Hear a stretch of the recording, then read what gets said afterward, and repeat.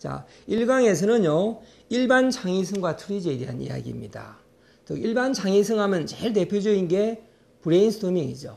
이 브레인스토밍은 어떻게 진행하는가에 대한 설명을 드리고요. 그리고 트리즈와의 차이는 뭔가, 브레인스토밍과 트리즈로 문제를 해결하는 것과의 차이, 특히 브레인스토밍의 한계, 왜 우리가 브레인스토밍을 통해서 실제 문제 해결 능력이 그렇게 브레인스토밍이 그렇게 실제 문제 해결을 잘 못하는가, 그 한계성이 무엇인가에 대한 설명을 합니다. 그리고 왜 트리즈가 그러면 효과적인가, 브레인스토밍의 어떤 부분에 비해서 트리즈가 더 효과적이라는 거냐, 그 효과적이라는 말의 의미가 뭐냐, 실제 창의적으로 문제를 짧은 시간에 그것도 혁신적으로 해결할 수 있다라는 부분에 대한 증거를 제시해서 설명드리도록 하겠습니다.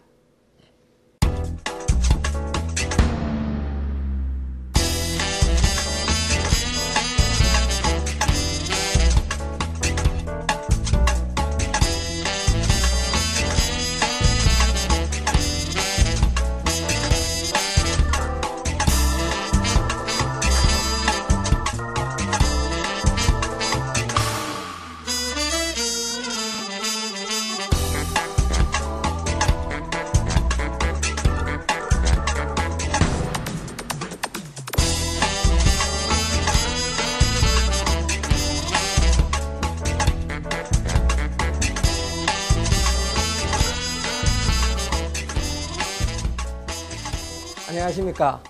킴스트리즈의 김호정입니다. 안녕하세요. 예.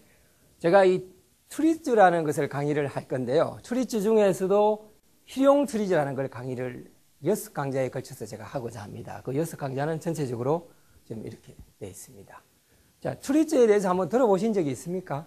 네. 예. 그런데 많은 사람들이 요새 이 트리즈를 실제 어떤 문제 해결에 유용한 수단으로 지금 사용하고 있습니다. 현재요. 예. 자, 그러면 제가 지금까지 제가 트리즈를 강의한 경력에 대해서 잠깐 이야기를 드리겠습니다. 지금까지 제가 회수로 따지면 한 500회 정도의 트리즈 강의를 하고 있습니다. 뭐 국가출연연구소, 기업, 대학원 과정 뭐 여러 군데서 이제 트리즈를 하고 있습니다. 제가 트리즈 교육할 때 이렇게 이야기합니다. 왜 사람들이 창의적이지 못한가? 그 창의적이지 못한가의 원인을 제가 트리즈를 통해서 저는 정확하게 알고 있다. 제가 이 6강좌를 통해서 사람들이 왜 창의적이지 못한가, 그 창의적이지 못한 결정적인 증거를 제가 실제 제시할 겁니다. 결정적인 증거를 제시하면서 어떻게 하면 사람들을 창의적으로 할 수 있다. 사람들을 창의적으로 하려면 왜 창의적이지 못한가를 일단 알아야 되잖아요. 거기에 대한 이야기들을 하나하나 풀어나가는데, 제가 주로 강의할 때는 뭐 연속해서 뭐 10시간을 한다든지 이렇게 하는데, 이번 강의는 6강좌로 나누어서 이렇게 하다 보니까 이렇게 분류하고 또 표현하는데 좀 한계가 있었습니다. 그래서 다소간 이제 그 강좌별 연결고리는 조금 미흡한 점이 있을지도 모르겠습니다. 자, 그러면 지금부터요, 6강좌 중에서 일반 창의성과 트리즈, 우리가 일반적으로 말하는 창의성이라는 게 도대체 뭐냐? 우리가 창의성 하면 여러분이 아마 딱 떠올리는 게 브레인스토밍을 딱 떠올릴 겁니다. 근데 제가 볼 때는 브레인스토밍은요, 창의성의 어떤 하나의 도구라고 저는 보기 어렵다고 봅니다. 그건 하나의 회의 진행 방법에 해당하는 거지, 엄격한 의미에서 창의성 도구라고 볼 수는 없다. 자, 그러면 그거와, 그걸 이제 브레인스토밍 외에 여러 가지 이제 창의성에 대한 것들이 있는데, 그것들과 트리즈와는 어떤 관계에 있는지 간단하게 제가 한 30분에 걸쳐서 이야기를 드리도록 하겠습니다.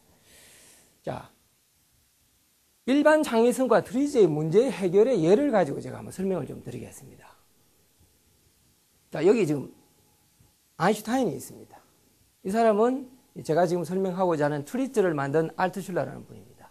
자, 이 두 사람한테 질문을 던집니다. 실제 거의 동시대 사람인데 서로 아는 사람이 아니었고요. 기자가 이런 질문을 던집니다. 아인슈타인한테 당신은 어떻게 해서 그렇게 창의적인 일을 합니까? 라고 묻습니다. 그러니까 아인슈타인이 이렇게 이야기합니다. 나는 문제를 다르게 바라본다. 다른 사람들이 바라보는 문제와 다른 각도로 나는 문제를 바라보기 때문에 내가 쓰는 논문들은 세계적인 논문이 된다. 이렇게 이야기해요. 예를 들어 뉴턴 같은 경우에 사과가 왜 떨어져? 하늘로 올라가지 않고? 이렇게 해요. 아인슈타인 같은 경우는 빛의 속도가 왜 30만이지? 이렇게 생각하죠.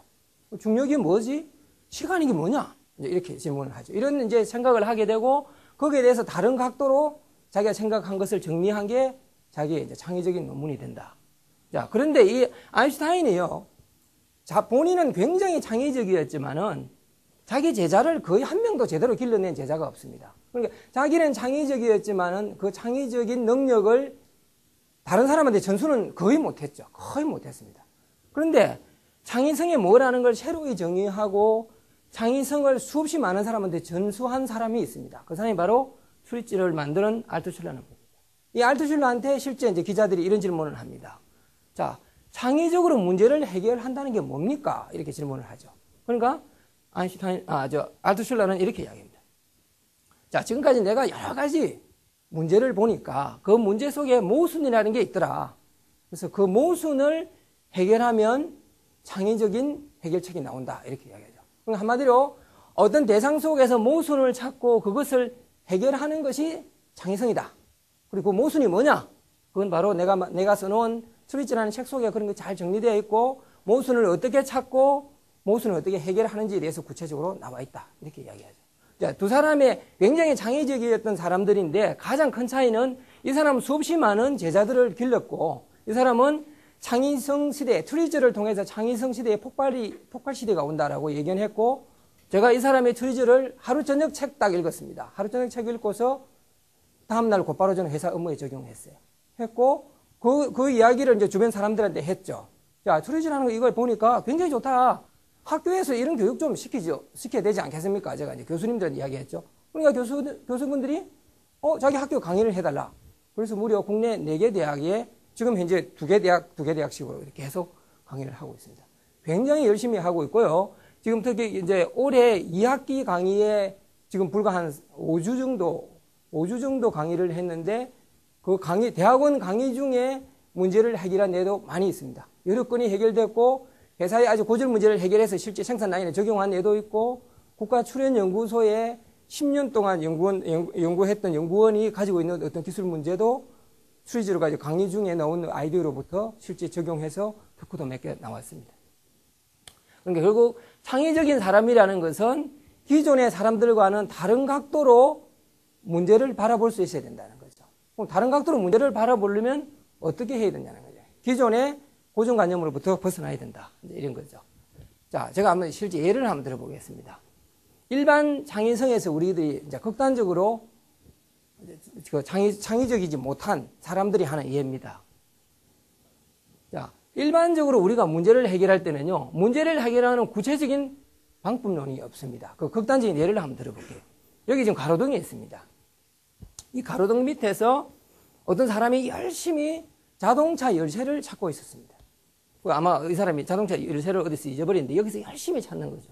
그래서 지나가던 사람이 이렇게 묻습니다. 왜 여기서 자꾸 자동차 열쇠를 찾습니까? 다른 데서도 좀 찾아보시죠. 이렇게 물었습니다. 그런데 이 사람이 어떻게 대답했는지 압니까? 아니, 무슨 이야기냐? 다른 데는 어두워서 보이질 않는데 어떻게 열쇠를 찾는다는 거냐? 응?